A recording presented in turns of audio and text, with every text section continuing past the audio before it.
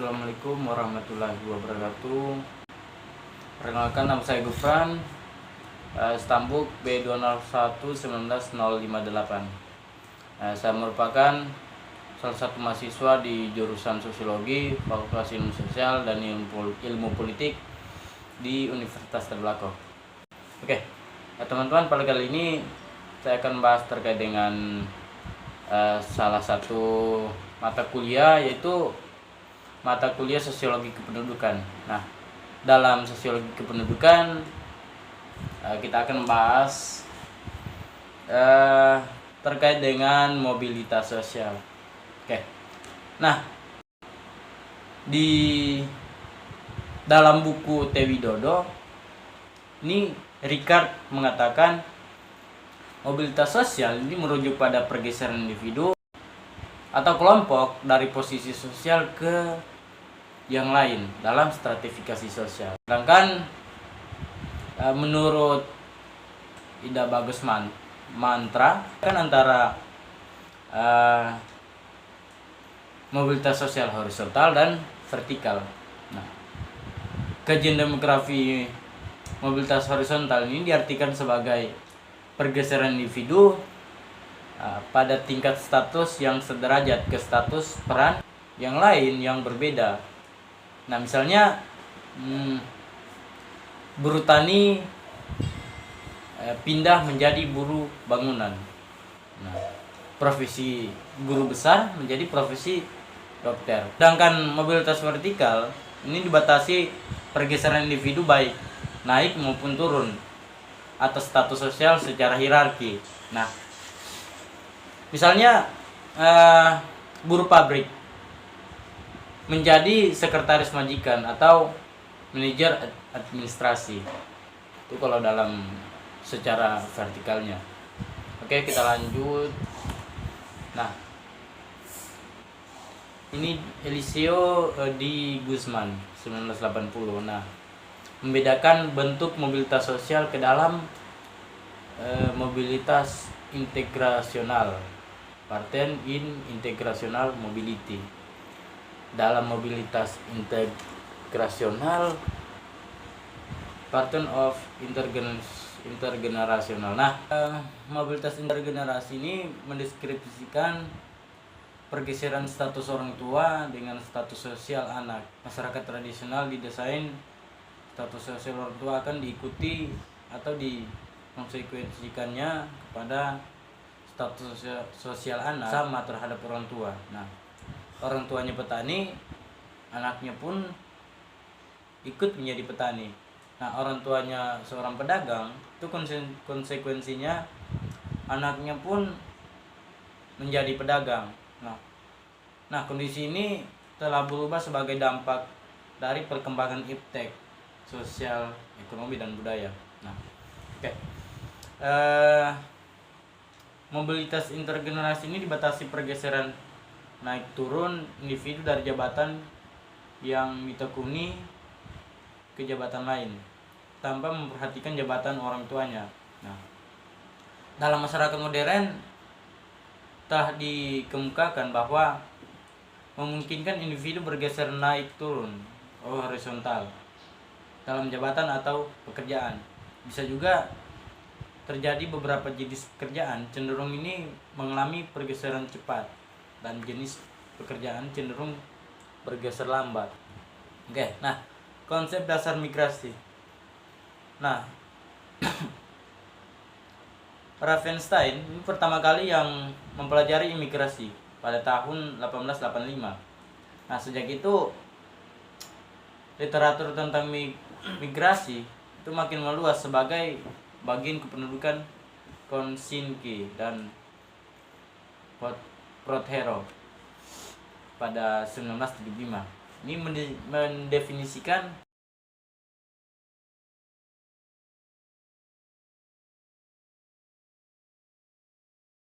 bahwa di Indonesia arus migrasi ini jumlah jiwa yang pindah ke tempat setiap tahun disebut juga dengan volume migrasi. Nah, volume migrasi ini berdasarkan menjadi migrasi kotor, yaitu jumlah jiwa yang keluar dan yang masuk. Nah, sedangkan migrasi bersih ini adalah selisih dari yang keluar atau out migran yang masuk atau imigran. Nah, Mitra ini mengklarifikasi bahwa migrasi menjadi migrasi permanen dan non permanen. Migrasi non permanen dibedakan ulang ahli. Nah, commuting itu sama dengan laju dan menginap, pemondok. Nah, pengelompokan di atas ini didasarkan pada status tempat tinggal yang menetapkan bahwa tidak menetap, atau kategori yang lain dibedakan berdasarkan daerah asal, origin area. Nah, dan searah atau tujuan, satu tujuan dia. Ada beberapa arus migran ini. Yang pertama itu urbanisasi. Urbanisasi ini menjelaskan bahwa ini dari desa pindah ke kota. Nah, kedua reubanisasi. Nah, reubanisasi ini orang-orang yang dari kota ini pindah ke desa. Nah, terus transmigrasi. Nah, transmigrasi ini orang-orang dari pulau asal pindah ke pulau tujuan. Nah, yang keempat ini imigran.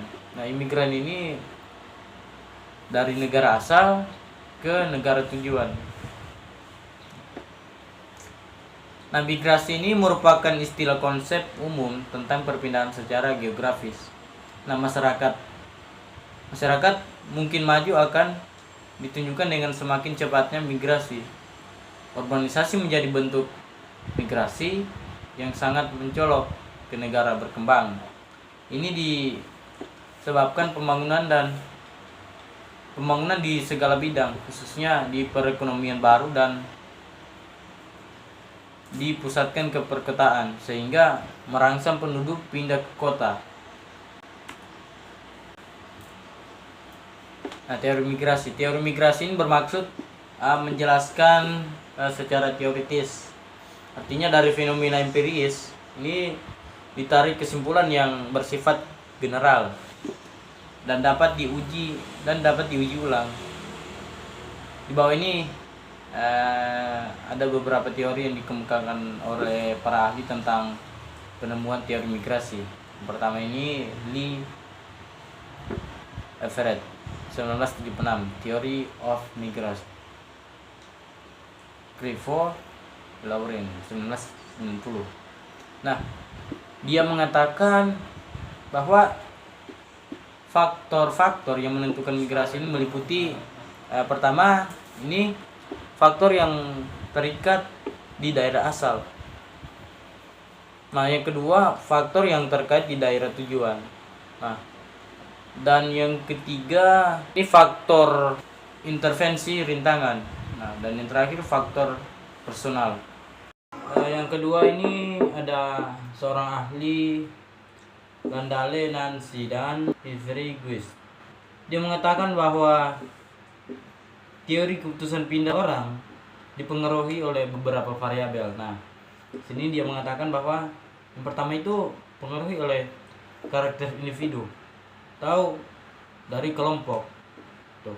Nah, dan yang kedua sini dia mengatakan bahwa orang itu bisa pindah.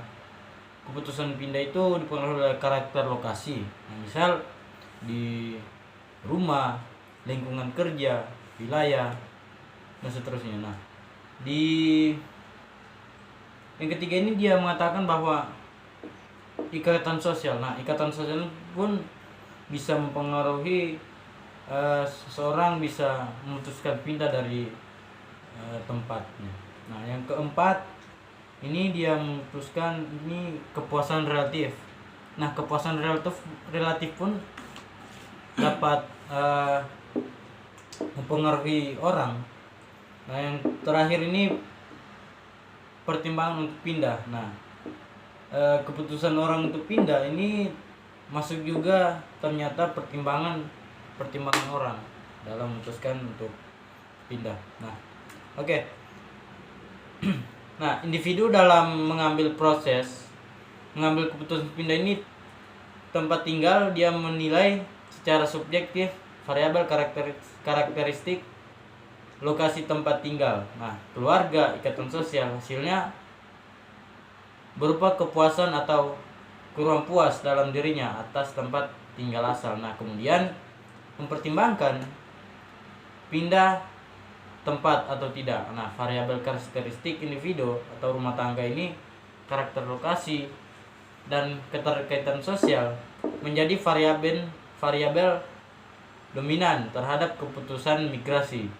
Variabel determinan ini relatif individu terhadap tempat tinggal. Nah, jadi variabel karakteristik ini individu, karakter lokasi dan keterkaitan sosial hanya mempengaruhi kepuasan tempat tinggal bagi individu atau keluarga. Oke, yang selanjutnya itu terkait dengan generalisasi mobilitas. Nah, para ahli merasa sulit untuk menemukan teori general tentang mobilitas penduduk.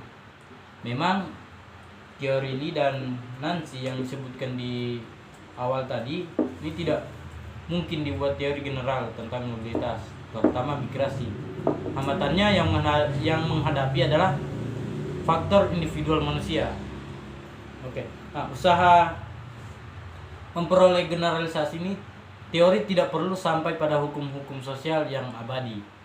Ini mengenai hubungan khusus antara karakteristik sosio-demografi tertentu dengan mobilitas. Nah, tujuan mengadakan generalisasi ini untuk menetapkan dinamika dan karakteristik sosio-demografi berhubungan dengan mobilitas migrasi dengan daerah kondisi-kondisi tertentu. Nah, informasi yang masuk adalah menandai dan menyeluruh, merupakan persyaratan dan diperlukan untuk melakukan generalisasi dan dikonfirmasikan dengan data empiris. Nah, perbedaan karakteristik kaum migran dengan non-migran ini tergantung pada perubahan sosial, ekonomi, dan demografis. Nah, Goldhader yang diterjemahkan Lin Bakdi D pada 1985 mengemukakan bahwa teori umum mengenai migrasi yaitu hubungan siklus hidup dan kesempatan universal dalam mobilitas penduduk. Nah, dalam siklus hidup ini diketahui bahwa orang berusia 15-30 tahun itu jauh lebih labil dibandingkan dengan usia di bawah 15 tahun dan di atas 30 tahun. Nah, peluang ekonomi yang memungkinkan peningkatan pendapatan individu akan meningkatkan mobilitas penduduk, baik sosial maupun migrasi. Nah, Neil Ritchie pada tahun 1956 ini telah menjelaskan imigrasi di Amerika dan dalam karya tulisnya Expansion of Migration. Nah, dikaji dalam demografi sosial. Demografi sosial ini menjelaskan migrasi bahwa dari banyak variabel determinan. Nah, variabel dalam struktur sosial, kaum migran, status sosial, tingkat sosial ekonomi,